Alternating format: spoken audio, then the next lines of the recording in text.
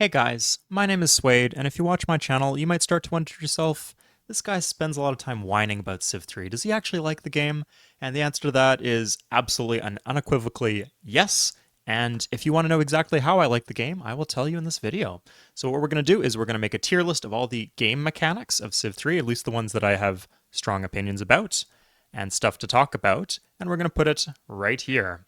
So, to start things off, I should tell you guys that one thing you might know about me is that I don't ask for likes, I don't ask for subscriptions, but sometimes I do fish for interaction. And in this video, what we're going to do is we're going to start off by dumping the Palace minigame in F tier. Let's get this party started. Okay, next thing up is strategic resources. So the strat res system of Civ 3 is pretty good. This was a new feature in Civ 3. It did not exist in Civ 2. And it creates interesting points in the map to fight over and points to bombard or pillage. It can be a lot of fun. It incentivizes you to play the map, to colonize faraway islands. It does a lot of good things, and it's good for the trade system too. The one thing I don't like is that it's one or done. Like, if you have one source of oil, it's enough to fuel all of the tanks in your massive empire, whether your empire is one city or 100 cities. So I think that's a bit of a missed opportunity, how you could have Civ seeking out more different sources of resources. But as it is, it's pretty good. I like it. We're going to put this in A tier. What's not going in A tier, though, is the luxury resources system. Luxury resources in Civ 3 are absolutely fantastic. I like the bonus yields they give, of course. I like how, like strategic res, they give you stuff to fight over and to trade over, but you get multiple copies a lot more easily. I like how they spawn kind of clumped up.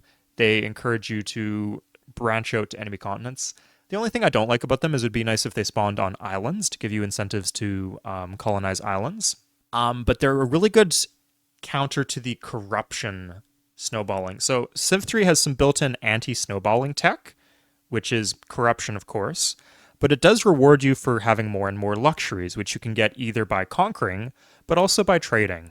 Because with combination with the marketplace, it gives you not exponentially more, but you know what I mean. It gives you increasingly more happy faces for each luxury you acquire.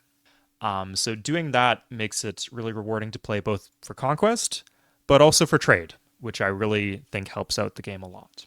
Next up is AI opinions. Speaking of diplomacy, this one is a bit of the black sheep of the mechanics in the game. I don't really yeah, like it looks like the factors that go into deciding the AI's opinion about you. So the AI opinion is like polite, gracious, annoyed, furious. You know that little thing. So the factors that go into it are pretty sophisticated. They're not really well explained at all, but they are pretty sophisticated. Like there's a lot of interesting and cool things that like make sense. And kind of disincentivize you from doing scummy behavior or incentivize you to do good behavior with the AIs. The issue with this mechanic is, what does it frickin' do? Seriously, post in the comments. I've played this game. You guys know how much I know about this game. The only thing I know that it does is if you have polite or gracious, they will vote for you for the UN. I cannot think of anything else that this mechanic does. It must do something else. But it's not very well communicated, and the impacts for such an important mechanic, I mean, moderately important mechanic, are very small. So because of that, I'm going to put this mechanic in the D tier. Next thing is open trading. So the trade system, like in Civ 2, you could trade, but it was like the AI would like give you fixed proposals and you'd have to take them or leave them. With this, it's just kind of free flowing. You can trade whatever you want for whatever you want. There's some restrictions placed on it, of course. But you can do like a military alliance and be trading techs. Oh, but his tech is a bit better than yours, so you're going to have to give him some gold too. And you don't have enough gold, so you give gold per turn, and it all comes together. It's absolutely beautiful. It's absolutely fluid. This is actually something they kind of took away in later installments of the game. They restricted tech trading, and then they eliminated it entirely, which I completely disagree with it. Tech trading is one of my favorite parts of the diplomacy system of this game. So because of that, I'm going to put open trading, one of the greatest things about Civ 3, into the S tier. Next is trade rep. Sorry, I guess I should say open trading, because it tells you whether the AI will accept or not. I would say relative to other diplomacy systems in Civ 3, it is pretty well communicated to the player. And that is one of the things that I'm judging these mechanics on, is how intuitive is it for the player. Trade reputation is a lot less intuitive. You mess up once and your trade reputation is gone for the rest of the game. But it is an incredible mechanic because it encourages you to not be a scumbag. There are some pretty infuriating ways that you could break your trade reputation, but having a intact trade reputation is so valuable because it allows you to like milk the AI for gold for just per turn deals that they wouldn't trust you to make without a valid trade rep. So yeah, it's gives you incentive to play clean, but you can just break it and have a bad trade rep. That's okay too. Because if it's not very intuitive, I'm going to put it in B tier. I think it could be a bit better, but I like it as a mechanic and I have fun playing with it. Next thing up is production switching. So I often forget this is a mechanic, but this is really core to the game that if you are halfway in a granary and you decide you don't want a granary, you want a temple, you can just switch to a temple in Civ 3 and the game doesn't penalize you at all. You can switch between wonders, between units, as long as you don't waste shields. Like if you have more shields in the box than the new thing would require, you would waste some shields. But aside from that, there's not really any restrictions to that. Oh, I guess you can't put like chopped or disbanded shields towards a wonder. This is absolutely fantastic. I guess sometimes when I'm playing multiplayer, I'm like setting it to one thing, but I intend to build something else. And I guess that could be not very intuitive for someone watching the game, but for someone playing, it is super intuitive and just like a massive quality of life thing that I would hope that they would include in later games. What they did instead is like they would bank your shields and you could like return to it later if you needed something in a hurry, which is good. It's better than the alternative of like just the shields being completely wasted. But I prefer being able to fluidly switch between things. Even if it's not realistic, I don't care. This is just such an amazing quality of life mechanic. Okay, next one on the list is the commerce bonus. So this is one of the core things that makes up how governments work in Civ 3. One of the things you can assign to governments, and it is a good mechanic. In theory, it is just overtuned. So Republic is just miles ahead of all the other governments just because of the benefits of the commerce bonus. It basically increases your commerce by 60, 70, 80%, depending on the situation. It's just ridiculous. And it makes it kind of hard to balance because of that. But it's, I don't know. I like the idea of there being commercial benefits to some governments in theory. And I like them using tiles because it gives you incentive to road the tile because you only get the bonus if it's you already have a commerce on that tile. But I would put this in the C tier. It needs to exist. It does the job, but there are some improvements that could definitely be made to it. Let's do some more of the government ones. We're going to go next for the despotism penalty. Ugh. I don't know whether to put this in D or F tier. This one's bad. I've talked about this a lot.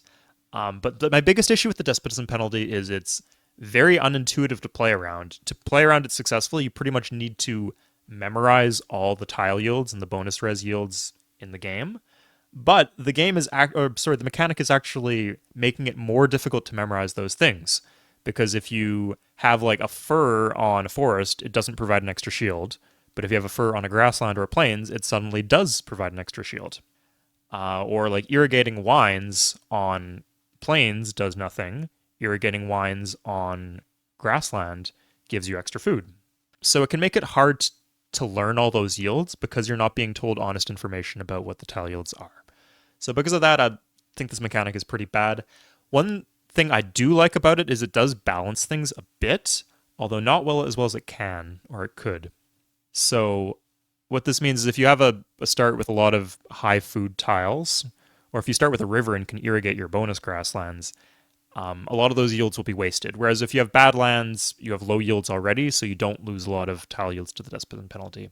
We like having exciting, explosive land, but having that too early on can lead to a bit of a snowball effect that could be bad for game balance. I think that's what they were going for. They were trying to improve balance at the start of the game, but also give you an incentive to switch out of despotism. And it does both of those things. So I guess just because of that, I'll have to put it in D tier. But it does so really unintuitively. It makes it harder to learn the game. It just lies to you a bunch.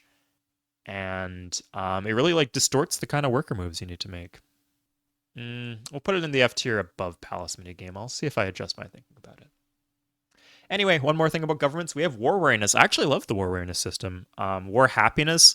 Again, I wish this was communicated to the player, but war happiness is great. It gives you a little bonus if someone declares war on you, which can otherwise kind of suck.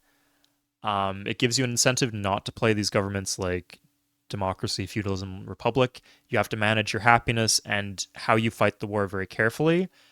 I guess the big issue is that there's a lot of intricate stuff that goes into how the war weariness score is raised and lowered, but that is never communicated to the player at all. So yeah, because of that, I think I have to put it in B tier. It is a great mechanic. If they just showed all the information visually, I'd probably put it in high A or S tier. But as it is now, we're going to leave it in B.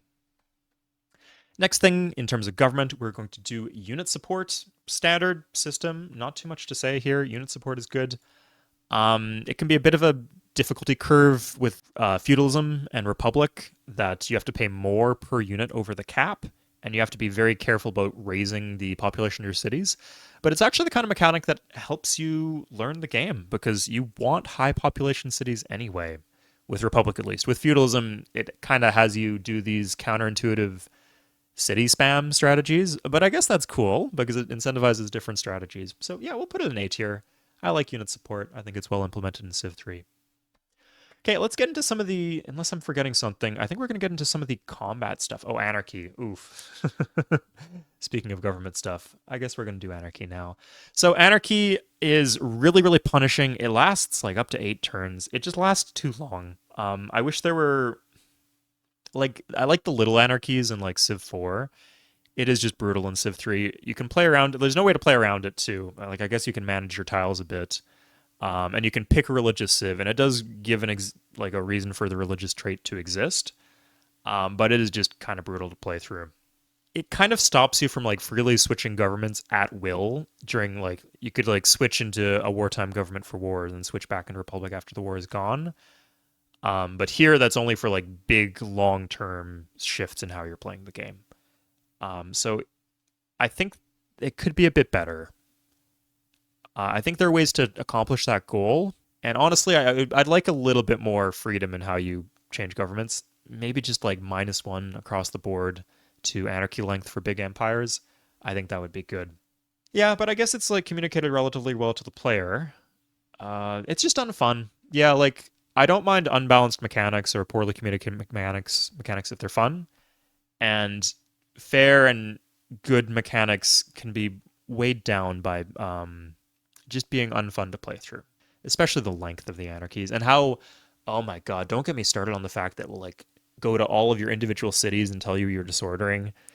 Like, instead of just like clearing through the whole turn, you gotta wait city by city at the start of the turn. I hate that. So we're gonna put Anarchy in C tier. We're gonna put it behind the commerce bonus. Okay, let's get started on some of the combat stuff. We're going to start with Defensive Bombard. I think Defensive Bombard is great. The one thing I don't like about Defensive Bombard is that it kind of incentivizes you to use stacks. And Civ 3 has a bit of a problem with Stack of Doom. I don't really dislike it as much as other players do. But that is a factor. I wish they gave you incentives to split up your stacks. So maybe like 5 units or 10 units maximum per tile would be cool. But Defensive Bombard, fundamentally, that's all of that's issues with other mechanics. Defensive Bombard fundamentally is a very good mechanic. Often undervalued too. We're going to put it right here between Strat Res and Unit Support in the A tier. Next up is Bombardment. The AI is not programmed to use it, but that's an issue with the AI programming. That's not an issue with the mechanic itself. It's kind of slow, especially the way it's animated. Yeah, the fact there's no mass bombard, I think the implementation in that sense really drags this down. We could put it at the bottom of B tier or the top of C tier, but Bombardment I think is not that good of a mechanic. I like how if you were doing slower advancements, it's good. It's a bit micro-intensive, but if you're like fighting units in your empire, it's good. As you raise the difficulty levels, it kind of gives you an edge against the computers in a fun way, in a fair way. I like it for that. We're going to put it at the top of C tier. I think it could be better implemented, but I like it. No, I guess I like it as bottom of B. Okay, next up for combat, we're going to do Vision. The Vision in Civ 3, underrated, but the Vision in Civ 3 is absolutely great. Just the way you can see 1 tile away. If you're on a hill, you can see 2 tiles away, but not over certain terrain. If you're on a mountain, you can see 2 tiles away, even over hills, but not over other mountains. You can see extra tiles over the coast. In single player, this doesn't really matter too much. In the AI, they can see the whole maps at all times. So often you forget about how much controlling vision could hypothetically be useful. But in multiplayer, this really shines. Controlling vision is an important part of the game. Of course, the radar ability that some units have gives you extra vision.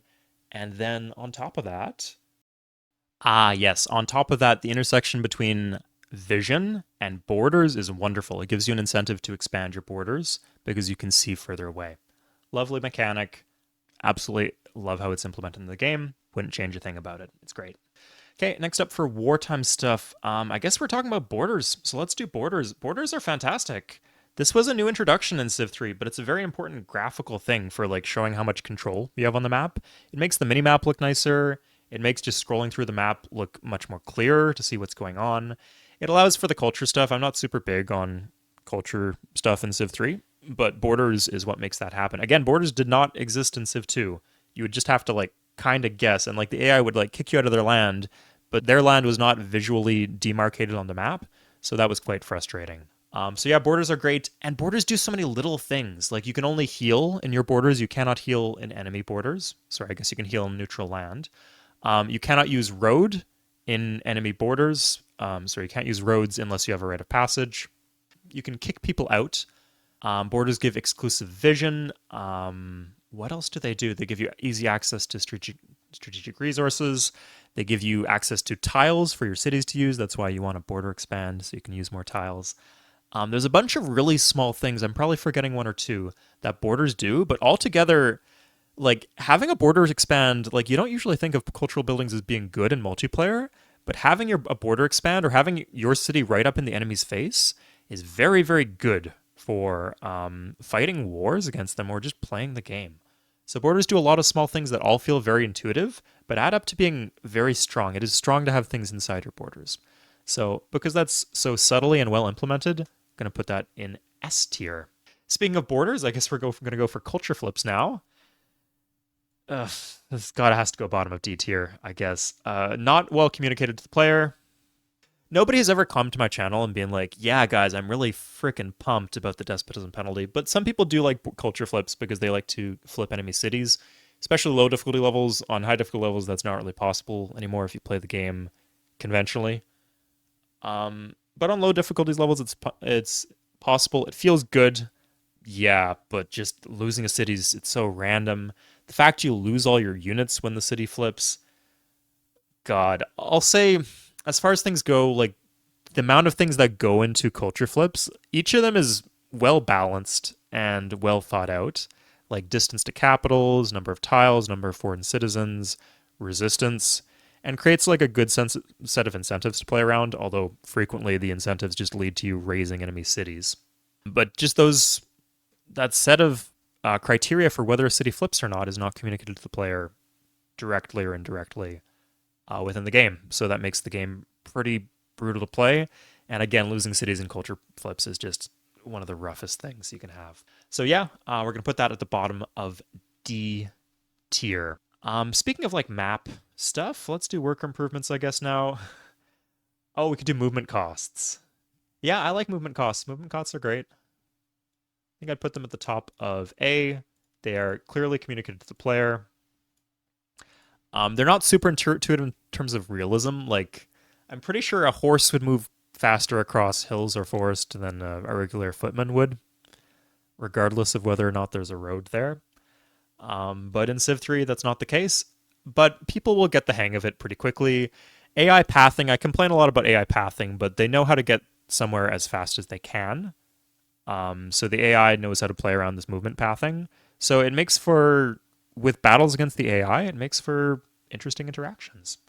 Controlling high movement regions of the map can be super important. Or you could prioritize high defense locations, which I think is also very important. Defense bonuses in Civ 3, they work out great. I like how by default most attack values are higher than defense values in Civ 3, but you can really stack on the defense bonuses, like attacking across a river, nice bonus to include. For cities, for walls, but you can knock down the walls if you have artillery. Different terrain having different bonuses that you have to learn and play around. Yeah, it's a lot of fun, and it adds to the depth and complexity of the game, especially with the intersection with vision, how a lot of the high vision tiles have high defense bonuses too. They make these things worth fighting over. Okay, but the core mechanic of Civ 3 when it comes to combat is, I attack and defense. So the way the game works, it's just like a ratio between attack and defense. If you have a higher attack or whatever, you just take the ratio between attack and defense, and that's the percent likelihood after you apply the defense bonuses and everything of taking off an HP in each round of combat. And that works great. It's very, very simple, easy to understand. It does give kind of has the bit of the spearman versus defeats tank thing going on, where it kind of weak units get a decent shot at killing in this. But I think that's fine. A lot of people don't like that. They like the more normalized odds that you get in like Civ 4 and Civ 5. I disagree. I like the randomness of Civ 3, even if it can be pretty frustrating at times. Okay, next up is hit points. Yes, so the intersection between hit points and attack and defense is what actually allows for defeat in detail to be the dominant strategy when it comes to combat in Civ 3. So the idea is that if you keep on fighting with damaged units, you're taking a disadvantage. So that's what makes it that if you have the bigger stack, I guess I should probably put it below because I know people don't like the huge stack incentives for Civ 3. Yeah, let's put this here. Yeah, people don't like how Civ 3 has big stacks, but it does create some interesting decisions. Like I have this damaged unit. Do I want to push in and try to go for the kill, take the city? Or do I want to back off and heal up? Do I go for the safe play or do I go for the risky play? Really interesting. I like the promotions that you get. Yeah, hit points are just a well implemented system. They also normalize combat results. Like if it was just like attacking archer into warrior was just 2/3 chance archer wins, 1/3 chance archer or warrior wins, that would be pretty bad. But the way it is now, it's slightly more normalized. Like the archer's probably going to win, but it'll probably lose a few HPs. So it's like kind of a consolation prize for having the weaker unit. And if this seems like not a mechanic, like I'm just making something up to talk about, like of course they have hit points. How would they not have hit points? As a reminder, Civ 1, to the best of my memory, did not have hit points at all. So this was a mechanic that was introduced in Civ 2.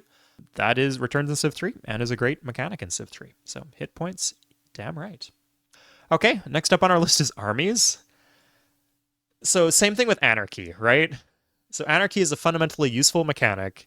It does good things. It's reasonably well explained and kind of well implemented. It's just painfully unfun. Armies are the opposite. They are a bad mechanic by all stretches of the imagination. They're brutally overpowered. They add a very strong RNG component to Conquest, but they're still really fun to use. I love them a lot. So we're going to put them at the bottom of the C tier. It's not a good mechanic. It could be made better in so many different ways, but they are fun to use. They just make you feel really powerful. Okay, speaking of leaders, let's do SGLs. Oh, God. This is bad. I guess I have to put this in F tier, right? You can turn it off. The one thing I like about these is you can just turn off them if you want for multiplayer games. Otherwise, could you imagine you're just trying to play a multiplayer game and then you just get pyramids turn 20? Like, just such a massive advantage for one player to have. But that's the only thing they do because the scientific golden age is just broken. It just doesn't do anything at all. That's the way it's programmed. So it's either stupidly overpowered, and then the alternative is that you just do something that does nothing. So yeah, this is a completely broken, busted mechanic. At least it's fun. Like, it feels fun to get these.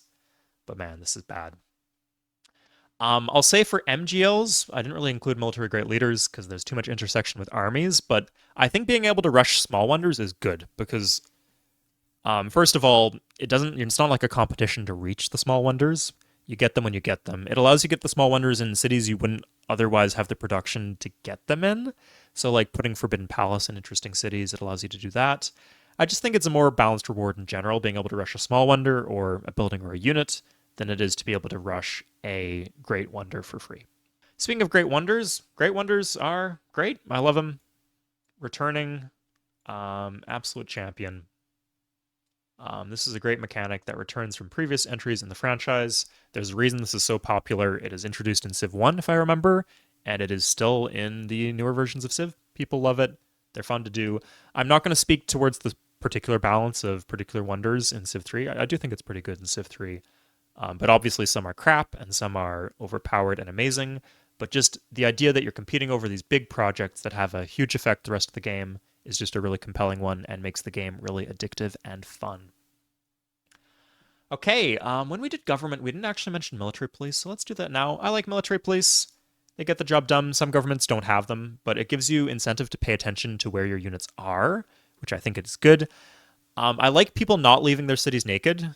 Having an incentive to put units in cities is good because it prevents cheesy tactics where you just play completely naked at home, or like you get boated and you lose a city and you just lose the game. That's rough. In multiplayer, especially, it can be nice. It makes you pay attention to how you're moving your units in multiplayer. Like you pull a unit out end of turn to reinforce somewhere else, and suddenly your city disorders. That can be pretty frustrating, but it's a good mechanic overall.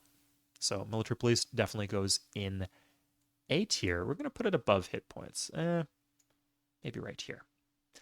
Okay, next up is railroads. Railroads.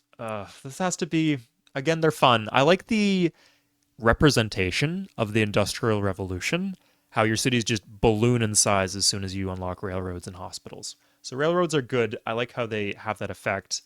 It's pretty brutal if you don't have iron or coal, but it gives you something to trade over, something to fight over. I think that's good. The one issue is the infinite move. It should be like capped to like, I don't know, maybe like 10 times like it is in Civ 10, 10 times your movement, or there should be like some sort of commerce penalty to building railroads so you don't just spam them everywhere. Or maybe they could be like really intensive when it comes to worker moves. As things are now, it's just very trivial to have enough workers to rail through your whole empire in a few turns. So yeah, it's a very overpowered mechanic, but I don't mind them being overpowered. They're fun to use, but there could be some ways they could be optimized to be more fair and more balanced and just feel better in the game. Speaking of things that are better in the game, I like corruption. Corruption, not super well explained, but in terms of, you know what, I'm going to put this higher. No, I'm going to put this even higher. I think this is important, even though it's not especially well explained in the game, because just as a way to prevent snowballing, like if you just had like a sieve that was 3 times as big, you shouldn't be producing 3 times as much. That would be ridiculous. So you need some sort of mechanic to punish people for having a lot of cities. And different games have done it in different ways. I didn't like the maintenance mechanic in Civ 4. I didn't like the global happiness mechanic in Civ 5. Corruption, I can live with. It's pretty much whatever mechanic fills the spot is pretty much going to be the fun police. So even though this mechanic doesn't feel very good, I kind of like it and I like what it does in the game. The way I see it, like I know people like think it's unrealistic or whatever. I just see it as kind of like a centralization type thing where it's like these faraway cities, like your 30th city in your empire, this is like a vassal state. So they produce wealth, but the wealth does not go into the federal treasury. It stays within that vassal state.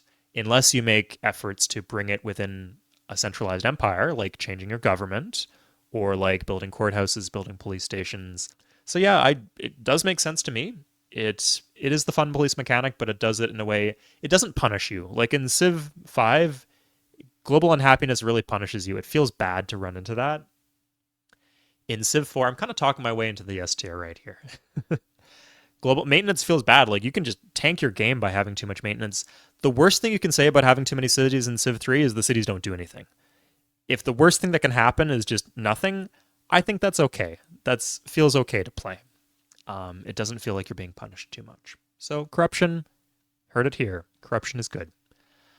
Okay, we're getting into some random ones left over. Golden Ages. I think Golden Ages are good. They're just too strong. They last too long, and they're just one or done. I also don't like the way that the different civs have access. Like it prevents you from being able to put Golden Ages in the Industrial era or in the Modern era, because Golden Age is earlier on in the game, or like having the option to take a Golden Age earlier in the game is just too powerful. The way the Wonders work, some civs have really easy access to Wonder GAs. In fact, they can kind of screw themselves by getting a GA when they don't want one, when building a Wonder they want. Some civs, they just almost on high difficulty levels, impractical, like America. Very hard to get a Wonder GA as America on anything but the lowest difficulty levels. So for Golden Ages, I think it's fine. We're going to put it here. You could make a lot of changes.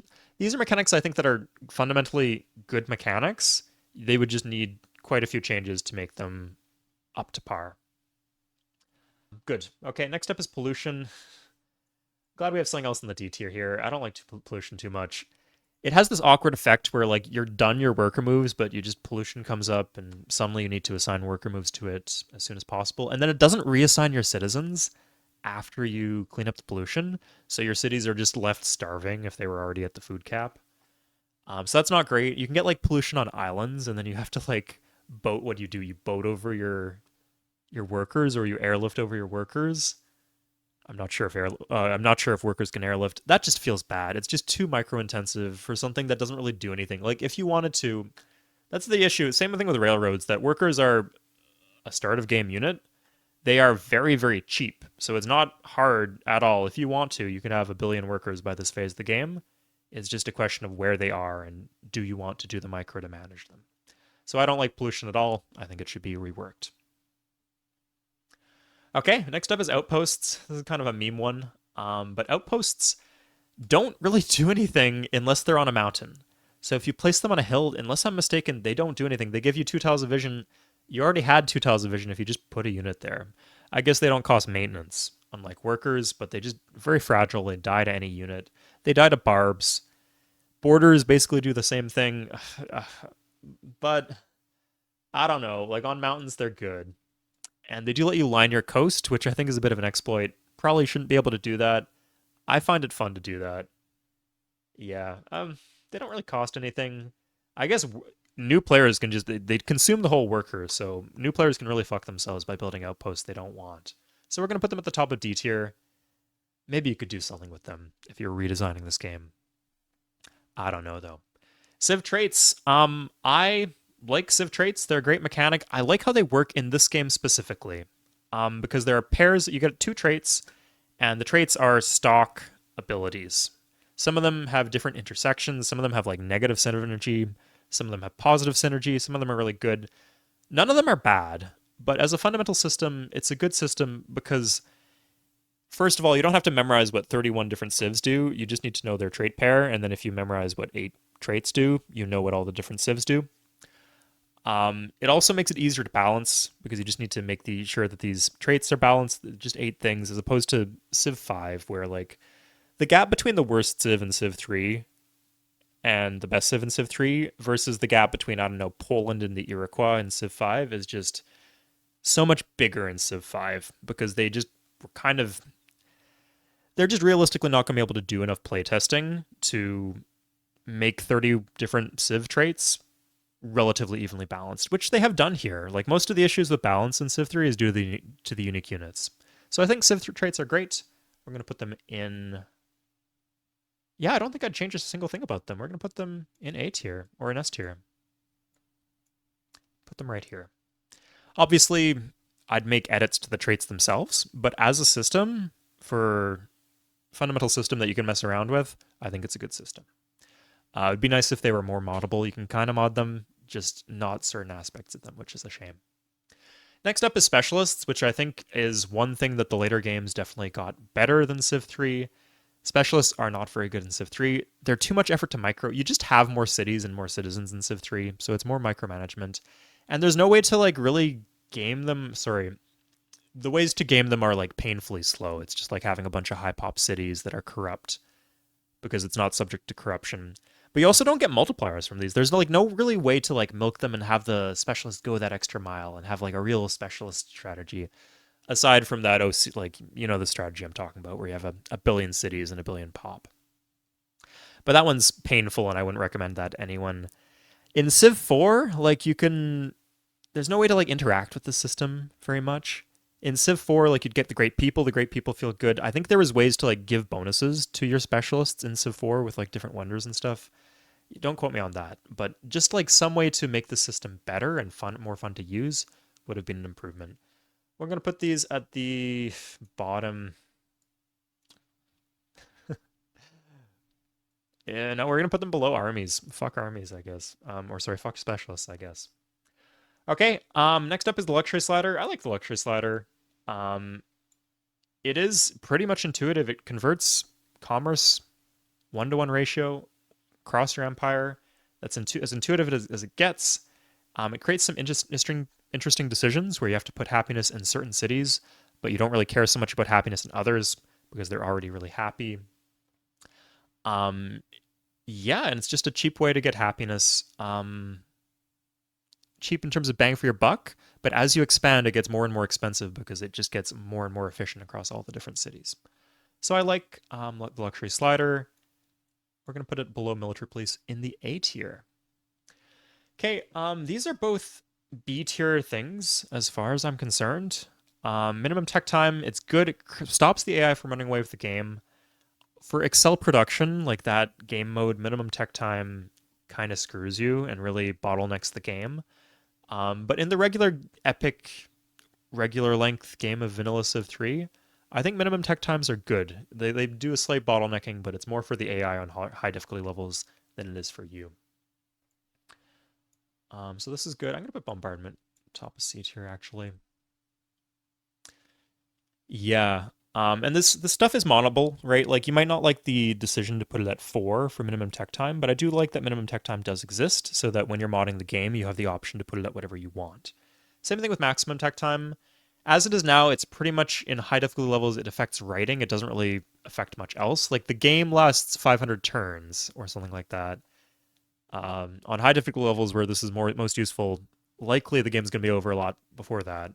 And the maximum tech time is set by default to 50. But you get writing. It's good. It provides. I like how these two mechanics, they're pretty generously. Like the minimum tech time is relatively low, the maximum tech time is quite high.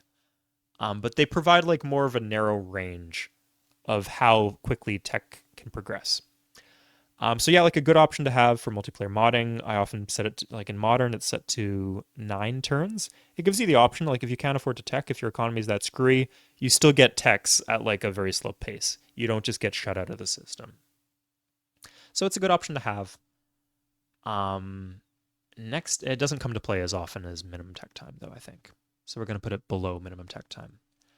Okay, next up is wartime mode. I got my issues with this. Yeah, it's too black or white. It's a very strong mechanic, but a lot of players do not use it or do not know that they can use it. I see you guys like you go to war and you're like fighting to the death.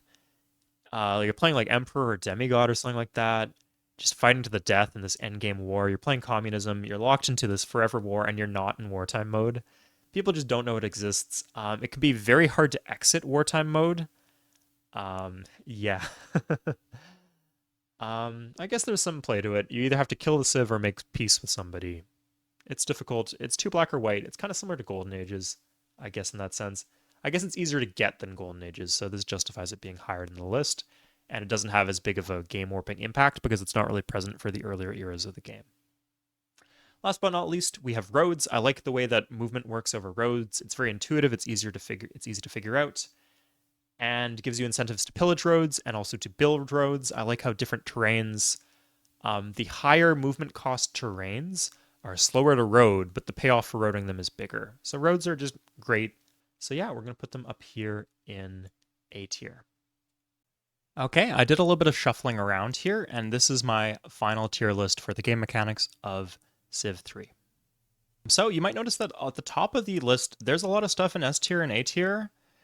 That is intentional. That is because I just like the game. I think the game generally has quite good mechanics, and this is reflected in the tier list that I've made here. Yeah, so in the comments of this video, let me know what mechanic is your favorite and what mechanic you don't like so much. Cheers, guys. Catch you next time.